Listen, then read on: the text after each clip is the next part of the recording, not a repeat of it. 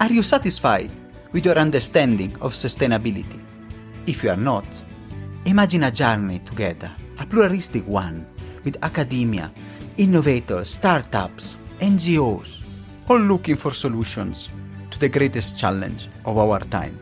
My name is Samuele Tini, and this is the Sustainability Journey. Welcome to a new episode, and today we are going at the roots of sustainability, and we do it with somebody, a change maker, somebody that works and is the Secretary General of the Club of Rome, where all the debate of sustainability started back in the 70s. So I'm really pleased to have here today Carlos Álvarez Pereira. Carlos, thank you so much for being with us today. Thank you so much for the invitation, Samuele. I'm very pleased to be here. I am excited. I mean, we had many guests. I mean, another change maker from the Club of Rome. I want to understand more about all the discussion and the work that you are doing. But our first question is the usual one. Who is Carlos? What is your sustainability journey? Well, who am I is a very difficult question that I'm not able to respond. I would prefer others to respond that question. But I will let you know about my sustainability journey, which started very, very early, because I learned about the Club of Rome when I was a kid from my mother.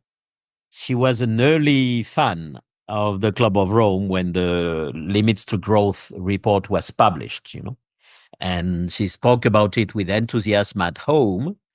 And of course, I was not understanding what she was speaking about. I was not understanding the content, but I could perceive the enthusiasm and the love and the passion that she was putting on it. So that started there when maybe I was 10 years old. Interestingly, I did plenty of things before becoming a Club of Rome. I never had the idea of becoming a member, but I was part of the question, who am I? I was a good student in certain disciplines, particularly mathematics. So I had some inclination, propensity, I think, to systems thinking. And I am an aerospace engineer. My first professional life was academic at the Polytechnic University of Madrid, where I was lecturing and researching on applied mathematics and being put in contact with thinkers from this space, the wide space of systems thinking. Then I became an entrepreneur for many years, for more than 20 years in the space of digital consulting. And I created my own company, or companies in plural, and organizations. And that was a very exciting part of my life, where I learned a lot, but I also understood a lot about how business operates, which is part of the challenge we face, when we think about sustainability. And then at some point, through a number of serendipities, I reconnected with the Club of Rome, which I had been following what they were doing. But as I said, I never thought of becoming a member. But a gentleman I already knew was so kind, he asked me at some point, do you know what is the Club of Rome? And I told him, since I was a kid. And then I realized, so that's part of the journey. At that point, I realized, this must be what people call destiny. This reconnection 40 years later, when I was a kid, and then 40 years later. The Secretary General. No, by far not yet Secretary General at that point. I was just invited to become a member of the Spanish Association of the Club of Rome. And then I decided, okay, this is destiny. I will do my best to help, to contribute. And I became a member of the Club of Rome International and a member of the executive committee, and now the Secretary General. So it's a very live journey, and also very emotional as a consequence of that, as it couldn't be otherwise, And it's really, as you say, destiny. And it's really a journey that after More or less, I can recall a bit also what you're saying. But sustainability, I first started sustainability when I was young with my late father discussing Gaia. And then there was the discussion about sustainability, what was it, the first campaigns. And then now, after many years, I'm trying not to come back and I can see this part of the discourse. And the Club of Rome and the limit to growth, it's really one of the stepping stone of the movement of sustainability. Could you give us a brief history? What is the Club of Rome? What were the founding principles? And discuss a bit its significance. First of all, the Club of Rome is the consequence of the curiosity of one outstanding Italian gentleman, Aurelio Peccei, a business person working for Fiat and Olivetti, particularly in international expansion. When he was 27 years old, he traveled for his first commercial mission to China. So through his work, he got a sense of the world in a way which was not so usual at the time. I know that Italy has a tradition of centuries of connecting with China, so he followed the steps of Marco Polo somehow, but not only, because he also worked in Latin America. And because of his curiosity, extreme curiosity and sense of humanism, he started asking questions about the future of humanity and the challenges humanity. So he gave a discourse in 1965 in Buenos Aires about the challenges of humanity in the last third of the 20th century. That discourse is almost, you could almost pronounce it today. It's still valid. Some words, expressions have changed, but he had really this vision, this perspective of how can human well-being be extended to the whole of humanity, and what are the challenges for that, And through, again, a number of serendipities, he organized a conference on the 7th of April 1968 at the Accademia dei Lincei in Rome, with a few dozens of personalities from politics, science, and business to talk about that. And that conference proved that there was a lot to debate. And second, it would not be easy to reach clear conclusions about these challenges for the future of humanity. And that led to the creation of the Club of Rome. A small group of the Aurelio and a few others met after the conference and discussed, okay, what do we do now? And that's where the idea of creating the Club of Rome as a space for debate, as a space, what I say about the club is, when we are good, we ask better questions for the future of humanity. This is my own definition, which comes from the DNA of the club, is being a space of debate where different people, different backgrounds, and now a truly global stage where we have 150 members from all over the world. It started being a very European organization and male organization, but now it's much more global, with many members from Africa, from Asia, Latin America, and an increasing number of women as well, but with the same spirit of we all come from different backgrounds and from different sectors, and this is unique about the Club of Rome. I think that we have people from science, from politics, from business, from civil society, all together in the same organization, because we share the concern or this question, this curiosity about what about the future of humanity and how that can unfold, and what about human development. From the very beginning, there is an intersection. We sit are the intersection between, I would say, between science and humanism. with we have multiple threads in our DNA. And one of them is that, we build on both. Not only we build, actually now we build on all threads of human knowledge. Fantastic, Carlos. And it's really from 1968, the first report and the first discussion where the Club of Rome became central was the limits to growth, the report of in the 72. Can you discuss which is the impact and significance of the first report in 72? It's 50 years ago, and has the perspective of the report changed over the last 5 decades?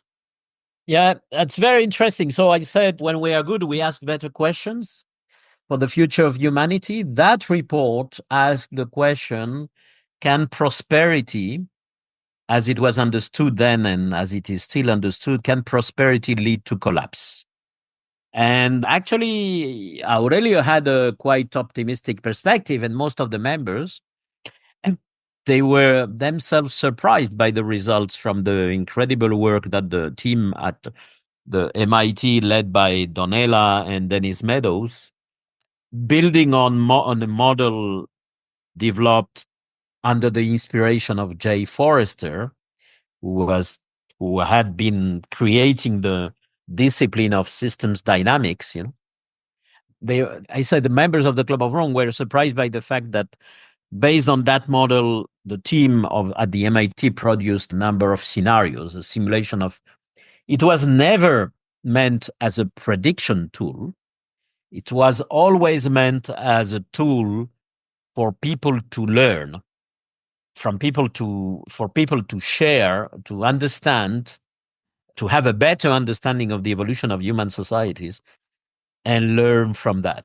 And the tool was used to produce many scenarios of what could happen in the 21st century.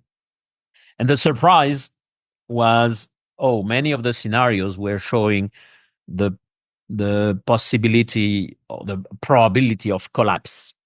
Collapse because of the combination of two different trends, but two sides of the same coin, if you wish, which is the consumption of the growing consumption of resources, and in particular non-renewable resources, and pollution. And so that created indeed that created a shock, because at the time it's not nobody, some people had already been warning and saying, and a precedent, if you wish, of the reflection on the potentially bad consequences of industrial civilization was, for instance, Silent Spring, the book by Rachel Carson, in 1962.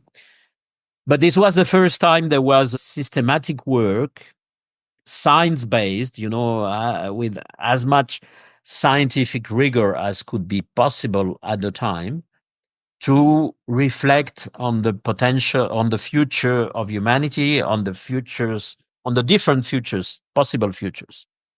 And then this message that beware, in most of the scenarios, we go into collapse. So, and we have to learn, we have to change, because in most of the scenarios, but not all, there were scenarios which were showing, and that's in the original report, that a balance between human well-being and what we call now the planetary boundaries is possible. So that's already in the original report. And at the same time, the book was sold millions. We don't even know exactly how many, but more than 10 million copies, which for a report of that nature is quite extraordinary. And at the same time, there was a strong backlash, because many people were not happy with the message. They interpreted that as bad news, and in particular from the field of economics, this message that there are limits to growth was not accepted. And the backlash was effective, because we were labeled as doomsdayers, Oh, these people are predicting the apocalypse. Don't listen to them. We were never doomsdayers. We have never been in the business of doing predictions. We were actually trying to open the space of possibilities and to say to people, look, we have scientific tools which we can use to make decisions on how we want to live for the better of humanity. And I might say that from 72, we are now in 24, and still we are tackling the same problems. We have not moved. I mean, we have, of course, now less and less people think you are the doomsayers, but actually science has been at the art and the discussion. So, and really, you have even shifted the focus of the world from limits to growth. A few years ago, you went even to go deeper into the discussion with the reports of global equity for a healthy planet.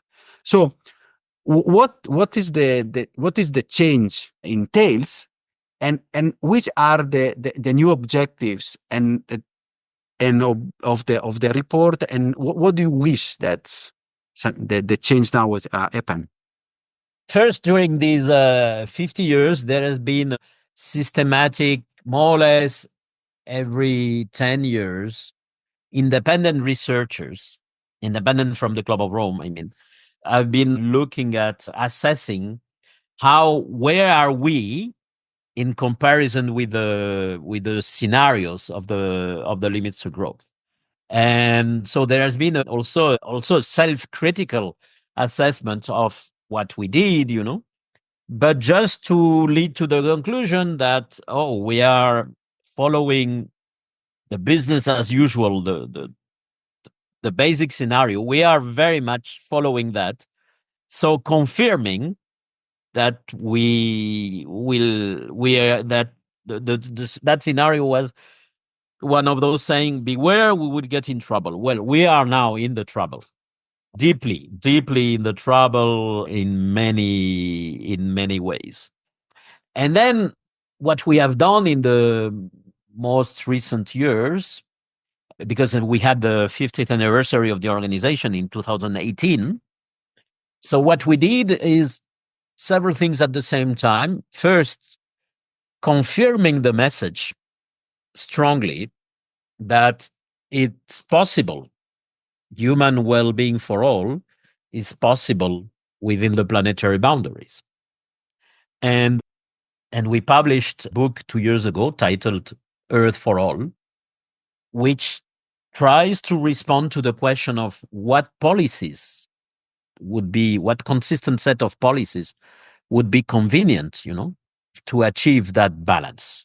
And it looks at different dimensions, looks at the empowerment of women and girls, at energy transition, regenerative agriculture, tackling inequality, and also offering human development to everybody. But the main message is, the first headline is, this is feasible. We can have human well-being within planetary boundaries. And the second message, or most part of the central message, is exactly what you mentioned.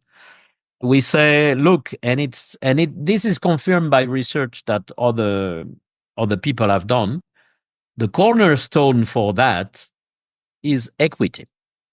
So, and that's a very important part of the message, because to a large extent, the way it has developed over the decades, the environmental concerns have been disconnected from the social ones. And what we say is, there is no difference. If we want a healthy planet, we need to have equity. Global, between countries, and within countries. And with that element as a central element, it's feasible. And then the other dimension on which we have been working, which is very much about reconnecting with the origins of the Club of Rome, is about the cultural conditions for the transformation. It's work at the same time at the level of the material conditions and the cultural conditions for the transformation. How could we learn? 7 years after the limits to growth, we published a report, which in my view is at least as important as the limits to growth. It's titled No Limits to Learning. looking into this question of how do we societies, human societies, learn in the sense of changing. So we are also developing work, and this is particularly the focus of, we have the Earth for All program, which continues. It's not only a book published 2 years ago, it continues, and it is working on at the level of national engagements. But we have also another program called The Fifth Element, which is about this question of cultural transformation and how could we open the space of possibilities by mobilizing the capacities of people to learn by themselves, to say, you are not helpless. No doomsday prophecy. It is to you to take your destiny into your hands. And that's also part of the purpose of another book that we published also 2 years ago, titled Limits and Beyond, where the final chapter I wrote, the final chapter is about how could we learn what we already know, because we live in this paradox that we have a lot of information, a huge amount of information produced 50 years ago and more, and a lot of evidence, much more evidence today. So we have a lot of knowledge that, as Rachel Carson said 60 years ago, she said, we have all the knowledge we need. It's just that we don't use it. So how could we learn in the sense of changing? That's the big question for now.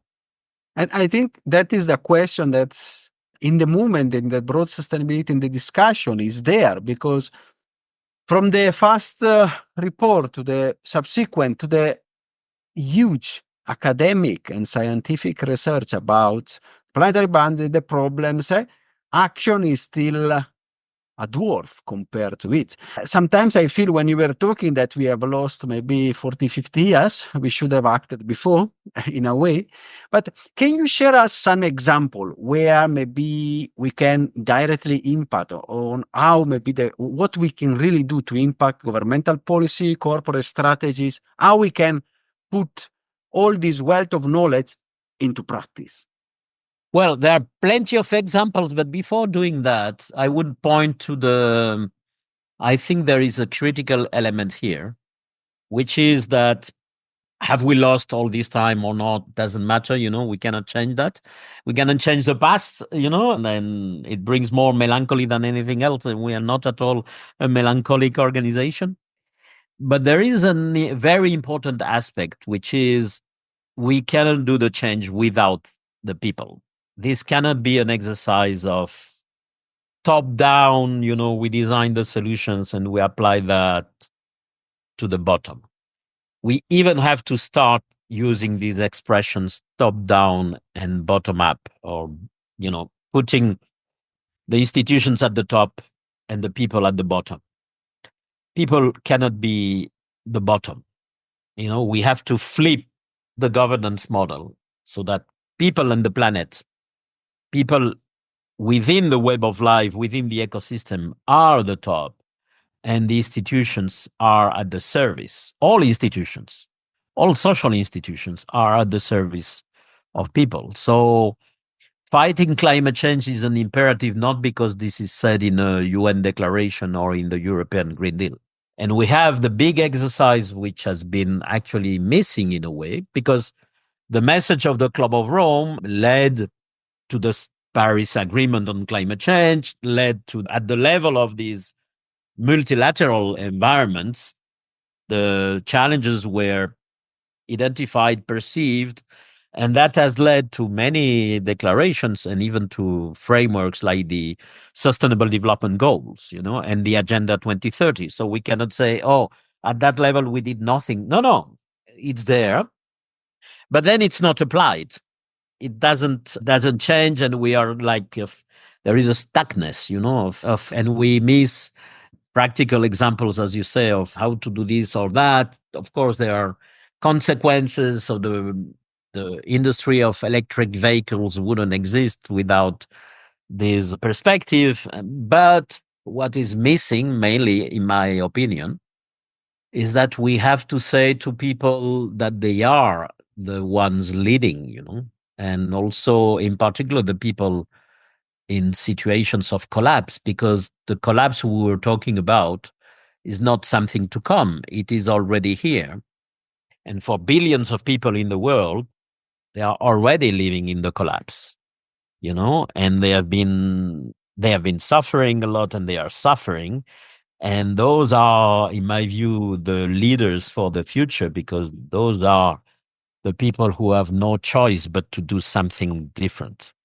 So this is a very much a focus on empowering people, if you wish, to address the challenges in their own context. And each and every context is different, and we have to get out of the logics which exist. We have plenty of subsistence in society, each with a different logic of operation.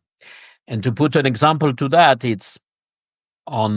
we have been assuming that to tackle climate change, but also to address the fact that the fossil fuels are less and less productive in terms of energy return. So you need more and more energy to get just a liter of oil. And then when you get to the point where you need the same energy to extract the oil that you will recover from it, doesn't make any sense anymore. This is the real reason why fossil fuels, let's stop that, together with the consequences for climate change. But this debate has been framed into, let's change the technology and not anything else. Let's shift from fossil fuels to renewable energies without questioning if our model of development, consumerist model of development, is appropriate for well-being or not. And in particular, assuming that our addiction to cars and to change our car every few years is a good thing. That's part of well-being. And then now we want electric cars, and that's it. A completely different way of addressing this is to start with a more important question, which is wider than the industry, the transition of the energy industry or the car industry. And the question is, what drives well-being? What are the factors which are essential for people to have health and well-being, And if you address the question from that point of view, you realize, and some scholars have done that work, that we could have a decent life for everybody on Earth at a much lower level of energy consumption. The total energy, with half of the energy consumption that we have today, we could have a decent life for everybody on Earth. Because the decent life is not just defined by certain levels of material comfort for each individual. It's strongly driven by our relationships, by the quality of our relationships. And in a way, what we say is we have to become human again, to get out of this stuckness, which is leading us to the suicide of the species. We just have to do something that everybody can do, which is reconnecting with our own humanity, and by doing that, reconnecting with other humans and with life, with all living beings. It's really, we have touched the well-being and the discussion there, and sometimes we focus on the technicism without thinking of the philosophical level, and how also the transformation from citizen to consumer, that's really the over-consumerism, has really impacted. We have discussed in the past the fast fashion, one thing that is often cited as an example, or others. Is it this leading to well-being, the overconsumption, over-materialism, or is just also adding the toll of depression, anxiety, and others? So, and talking on that, I want to ask, which are then the priorities of the Club of Rome? I mean, you have given some, but which are the priority for your next 10 years? Let's say we all know that this is the decade, the restoration decade, is the crucial decade for the humanity. If we don't act now, collapse will come. Where is the club focusing its priority and goals to really become also even more an agent of change? Well, I would say the focus is to become an even more effective platform to help others. So on one side, as I said, in terms of content, we are looking at the same time at the material conditions and the cultural conditions, meaning also what are the policies required, to enable regeneration and sustainability or sustainable development. At the same time, looking at what are the required changes in mindsets and enabling people, to get out of helplessness. But that's the content of what we address, and the questions we addressed are related to these two big dimensions, material and cultural. So, for instance, we're working on promoting the change of the role of sciences in society to make sure that all scientific capacities are put at the service of humanity and the planet. And the huge amount of spending in research and innovation, $2.5 trillion per year, that almost all of that goes to support, the transition to regeneration and sustainable development. But from the point of view of what we can do, because the Club of Rome is a small organization and we don't intend to become, a huge one, it's very much about our own role of engagement with others, engagement with partners, with networks. And that's relatively new in the Club of Rome. We started thinking that way 5 years ago. Now we have achieved a number of good results in creating networks of partners with whom we are working. And the next stage, going to the next level for us, is very much to become an even more effective platform to connect, interconnect, inspire, help thousands, tens of thousands, hundreds of thousands of people all around the world, who need to feel connected, to feel that they are not alone, because many of them are struggling in very difficult conditions, and who need, to have access also to resources, in particular to knowledge resources, and also feel they need to have if we have some credibility, let's use that credibility of the Club of Rome by putting it at the service of people who are being, as you use the expression, those who are being the change makers on the ground. So it's very much also flipping the model. The Club of Rome is not at the top. The people who are really doing the change, creating the change, I think should be the ones at the top. And we are there to serve them. And the big question for us is how we do that in the most effective way. That would be the plan for the next years. Of course, with the orientation of, by doing that, accelerating the change. Just to put an example, we are starting to discuss how could we inspire the transformation of business education? Because I'm not saying this is a silver bullet or the solution for everything. But the issue is that if business education keeps working with the same assumptions that it has today, we will continue having a big issue, because the business executive of the future are being trained in the business education of today, and they are being trained within a framework which is not the framework of global equity for a healthy planet at all. And the transformation cannot just be, now you add something to the curriculum, which is sustainability. No, it has to be all over the place. So we are starting a reflection on how can we help to the transformation of business education by reflecting on what are the factors, the levers, to create change in that space. Is it new seeds, new business education initiatives from a completely different perspective with a completely different framework? Or is it changing the established institutions?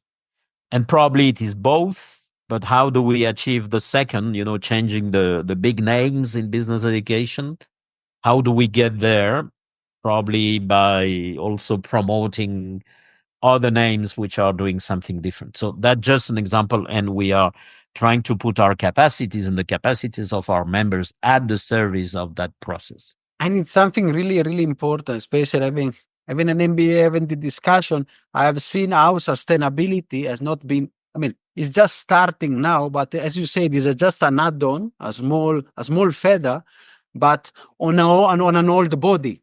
So that is really something that we need to change, because the manager of the future, they need to have this. I discuss with also with people, and you really see there is no that mentality, the systemic thinking, and how to really change that. So I think is one of them a very important part. We're also trying with my small podcast, our podcast with all the community and people like you to give a bit of discussion and food for thoughts. And I would listen for you for hours, but I wanted to ask the last question, really something that you want to, you have been a change, we use this expression, a change maker, somebody that has been at the forefront of sustainability. You are driving the discourse there as leaders and others. Which are some tips to the people that listen, to normal people like me and others? What also is our role? You said, of course, is important in change dynamics. We put the grassroots, the people, the one that do it fast rather than the top-down approach. But what you can do? I mean, the first, and I know how difficult it is, especially these days. The first is not to be overwhelmed.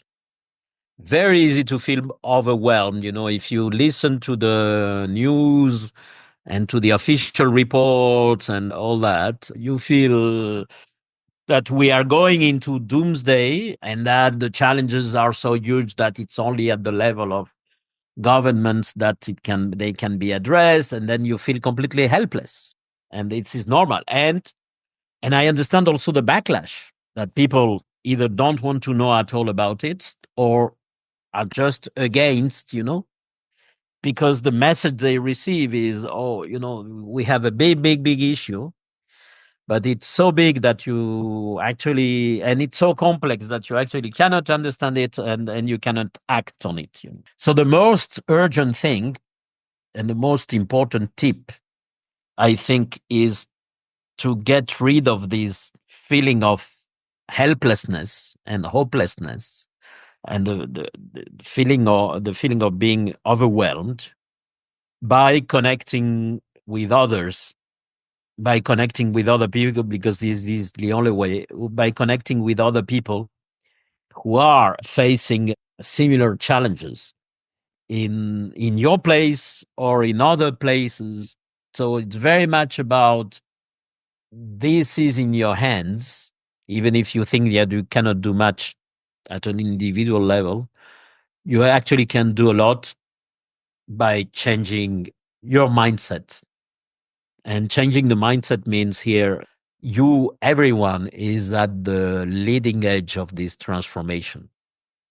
And I know it's not trivial, but it starts by connecting with others, connecting with other people, connecting with life at large. Also, of course, a lot of people find inspiration and energy from reconnecting with nature, but it's also connect with other people on this, and wherever they are, in whatever context, you in all kinds of organizations. That would be my main message. Fantastic. And it's really something that the power of people bringing together, seeing and being active, and not just passive receiver, but active and thinking. It's really important. And as I see, when you open the news today, you really feel like, wow, we are collapsing, but of course it's still possible. And the work, it is our choice. So I really want to thank you so much, Carlos. It's been a wonderful episode, and I'm really pleased and honored to have had you as a guest. Thank you so much. Thank you to you again, Samuele, and thank you to all the people who will listen to this, to our listeners, to the audience. Are you satisfied after this wonderful episode? Let's continue together our sustainability journey.